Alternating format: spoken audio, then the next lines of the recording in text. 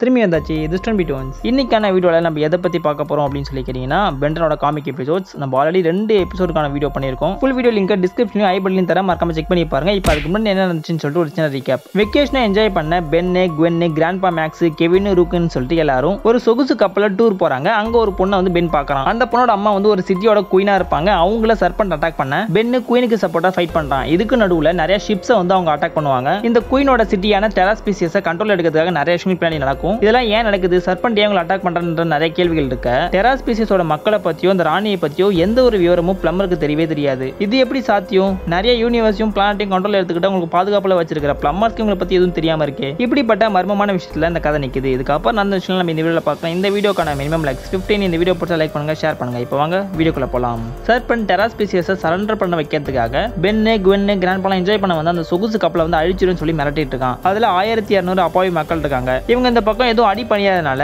Serpent அந்த பக்கம் தன்னோட இன்வேஷன் ஃபோர்ஸை டெரா ஸ்பீசிஸ் நகரத்தை நோக்கி அனுப்புறான். நகரம் சொல்றது வந்து ஒரு பெரிய ஷிப்பை தான் சொல்றேன். அதுல பாத்தீங்கன்னா நிறைய லேட்டஸ்ட் டெக்னாலஜி, பவர்ஃபுல்லான இன்ஜின், டெலிபோர்டேஷன் எக்யூப்மெண்ட்ஸ் கூட அதுல இருக்கு. வெளிப்புறம் பாதுகாப்புக்காக ஒரு பெரிய லேயர் ஒன்று இருக்கும், டூம்னு சொல்லுவாங்க. இப்படிப்பட்ட ஒரு அம்சமான நகரத்தை கைப்பற்றதுக்காக தான் சர்பண்ட் அந்த பக்கம் போராடிட்டு இருக்கான். சர்பண்டோட சோல்ஜர்ஸ் இந்த பக்கம் வண்டி திருப்பிட்டு வரதை பார்த்துட்டு பென்னு எனக்கு அப்பவே தெரியும் இப்பதான் நடக்க போகுதுன்னு சொல்லிட்டு வாங்க ஒரு கை பார்ப்போம். அதே சமயம் நகரத்தோட மறுமுனையில் பார்த்தீங்கன்னா கெவினே, குவென்னு, கீழே எல்லாரும் சொகுசு கப்பலை அழிக்க வர நெருப்பு கிட்ட வந்து மக்களை காப்பாற்ற போறாங்க. ஆனா அங்க போய் பார்த்ததுக்கு அப்புறம் தெரியுது அது மொத்தமும் ட்ராப். கெவின் கிட்ட குவென்னு சொல்றா நம்மள மொத்தமா திசை திருப்பிட்டாங்க. கெவினே நெருப்பு அணைக்கிறதுக்காக ஒரு ஓஸ் பைப் வச்சு தண்ணி அடிச்சிட்டு இருப்பான். அது வந்து ஒரு சின்ன சின்ன மீன்களால் ஆன ஒரு ஓஸ் பைப். அது தெரியாம கீழே கிட்ட சொல்லிட்டு இருப்பான் இந்த ஓஸ் இது ஒரு வித்தியாசமா இருக்கியா. அதே சமயம் அந்த பக்கம் பென்னு சோல்ஜர்ஸ் கூட போராடுறதுக்காக ஆஸ்ட்ரோடக்கல் ஏலியன் ஃபார்மே எடுக்கிறான். சர்பண்டோட சோல்ஜர்ஸும் முன்னேறி டெரா ஸ்பீசிஸோட அந்த டூம் கிட்ட வந்துறாங்க. எவனாச்சும் வெக்கேஷன் என்ஜாய் பண்ண வரீங்களாடா, நான் போற இடமா பார்த்து மட்டும் எவனா ஒருத்தன் கிளம்பி வந்துடுறான். எனக்கு கண்டிப்பா ரீஃபண்ட் வேணும்னு சொல்லி கத்திக்கிட்டே வரவங்களாரையும் அடிச்சு தள்ளிட்டு இருக்க சர்பண்டோட சோல்ஜர்ஸ்னால அந்த டூம் வந்து அழிக்க முடியல.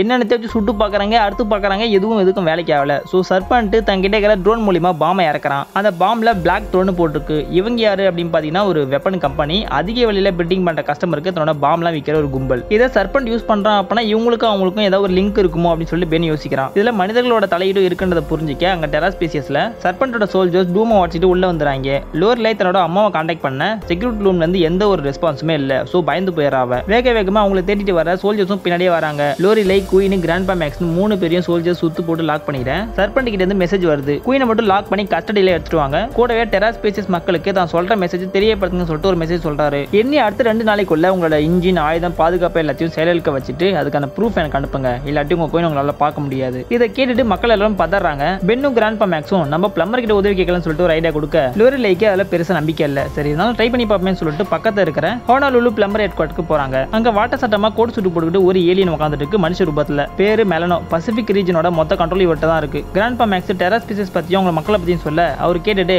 நாங்க எதுவும் இதுவரைக்கும் கேள்விப்பட்டது இல்லையா அப்படி. நீங்கன்னு இல்ல யாருக்குமே அவங்களை பத்தி தெரியாது. ரொம்ப வருஷமா அவங்க சீக்கிரட்டா தான் மெயின்டைன் பண்றாங்க. பல வருஷமா கடலையும் கடல் பகுதிகளையும் பாதுகாக்கிறது அவங்க தான். இப்போ அவங்களோட குயினை வந்து சர்பண்ட் வந்து புடிச்சிட்டு போயிட்டான். நீங்க தான் ஏதாவது செய்யணும்னு கேட்க ஒரே வார்த்தையா முடியாதுன்னு. அது மட்டும் இல்லாம இடத்தோட சில வெப்பன் கம்பெனி சர்பண்டோட ஒர்க் பண்றாங்க. அவரு அப்படியா, நீங்க சொல்றது எப்படி நான் நம்புறது, ஏதாச்சும் ஆதாரம் இருக்கான்னு கேட்க பென்னுக்கு என்ன சொல்றதுன்னு தெரியல. அவன் பார்த்த அந்த ட்ரோன் வந்து வெடிச்சிடுச்சு. ப்ரூஃப் இருந்துச்சுன்னா கொண்டு வாங்க பார்க்கலாம், இல்லாட்டி தள்ளி நின்று பாருங்க. இது 2 ஏலியனோட தகராறு. தேவையில்லாம உள்ள போய் பஞ்சாயத்து பண்றேன்னு எங்களுக்கு தலைவலி உண்டாக்காதீங்க சொல்லிட்டேன். கடைசியில லோரிலே சொன்னதான் நடந்துச்சு. பிளம்பர்ஸ்க்கு 1008 ரூல்ஸ் அண்ட் ரெகுலேஷன்ஸ் இருக்கு. எல்லா விஷயத்தையும் அவங்க எடுத்தோம் கோத்தும் செய்ய மாட்டாங்கன்னு சொல்லிட்டு கிராண்ட்பா மேக்ஸ் அந்த பக்கம் சொல்லிட்டு வரேன். பென்னுக்கு அந்த பக்கம் ஒரு சூப்பர் பிளான் தோணுது. வேகமா 3 பேரும் கப்பலுக்கு வராங்க. பென்னு, ரூக்கு, கெவின் கூட சேர்ந்துக்கிட்டு ஒரு பிளான் போடுறான். சர்பண்டை எப்படியா நம்ம ட்ராக் பண்ணி ஆகணும். கண்டிப்பா அவன் குயின் அங்க தான் வச்சிருப்பான். நம்ம அங்க போனா நமக்கு ஏதாவது ப்ரூஃப் கிடைக்கும். ரூக்கோட பிளம்பர் ஸ்டூடெண்ட் ஐடியா லாகின் பண்ணி இன்ஃபர்மேஷனை கேதர் பண்ணணும். இப்போ அவங்க கரெக்டா எங்க இருக்காங்கன்னு தெரிஞ்சுக்கிறதுக்கு ஒரு சேட்டலைட் ஒன்று வேணும். கடலை கண்காணிக்கிறவங்க எங்க இவங்க இருக்காங்க, புயல் எங்க வரும்ன்ற விஷயங்களை தெரிஞ்சுக்கிறதுக்காக ஒரு சேட்டலைட் ஒன்று வச்சிருப்பாங்க. உங்ககிட்ட இருக்கான்னு சொல்லி பென்னு கேட்க லோரிலை இருக்கு, ஆனா நாங்க அதுக்காக அதை யூஸ் பண்றது இல்லையே.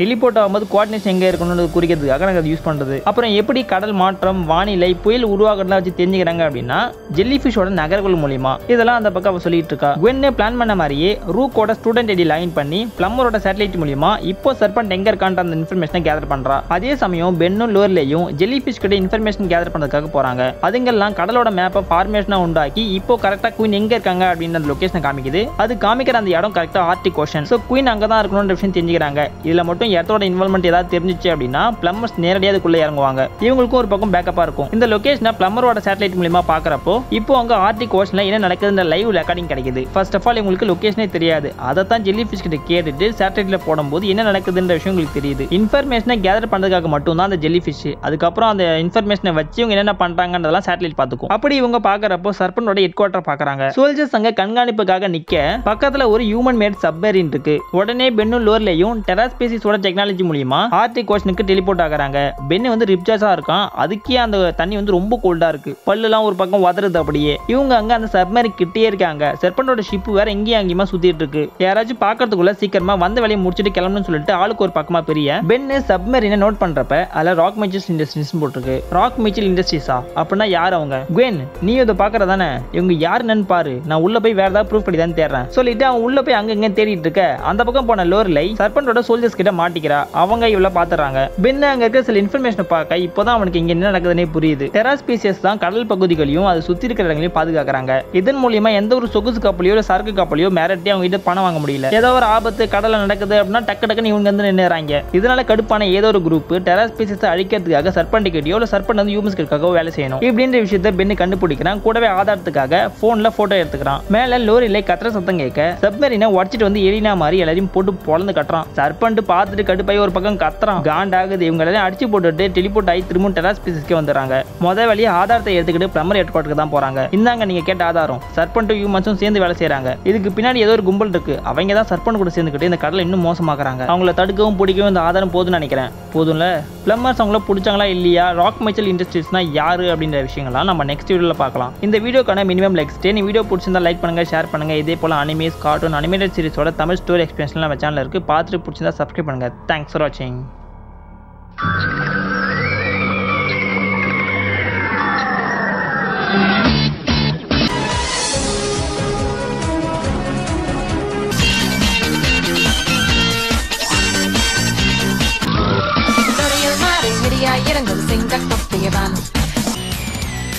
Number 7 punchline. Hero time.